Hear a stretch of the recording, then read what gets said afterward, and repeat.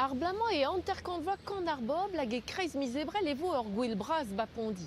Evit poen e krog an dud den emvoda e pep korn deus breiz, evit gwelet piv a zaio da zeni, da gana pe da gonta istorioù bapondi just war. E bro Kemperle e oa en emvodet ar gonterien ar zundremenet. Karabem, pem, pem, karabem, setu amant ta chaîne ar skubelen. Stubidi, torchidi, stubidi, atzaour gawenti. Babro Kemperle e kreñv on engoun e keñver kontadennoù. Neuze emañ ar vugale en o bleud pa ginigon o istorioù dirag ar evraz.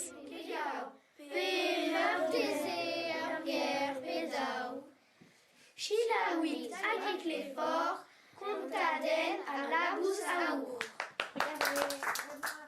Un tammig ou un tammig trak pegeri war wishkentan hag e oa ket ar wishkentan. Ba eo an eivet evidion.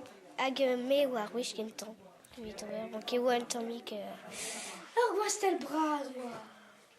Gant chantiz, martiz a tout. An eo neus kemeret nemet ur bitiet pian. Hag ar kegin vet ar lamp, hag en deus roet ar pezmen tot froad.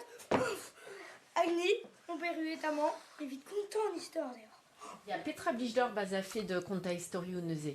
Ba diskouez istor da real hag c'hoari an istor. Ur wech e oa, met ur wech ne oa ket, met ur wech e oa men eustra. A banmuze klevet riaouan gwez da zer el sonj deus kontadennoù hir a da zibunane moden gounel.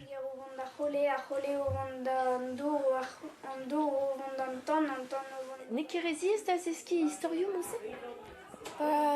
Ket evidon ne oa kereziez, Koufkou de hir an istor. me klevet meus da wech a goude oa tost mat. Ben oa tan pri prag moz trene.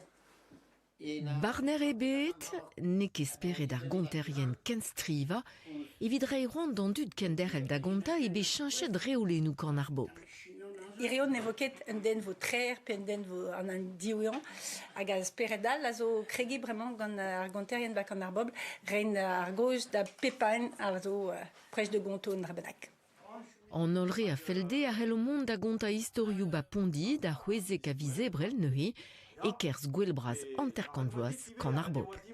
A penaos teus gret vid ad pa kant da azen? Oh, me meus lonket an ini ru.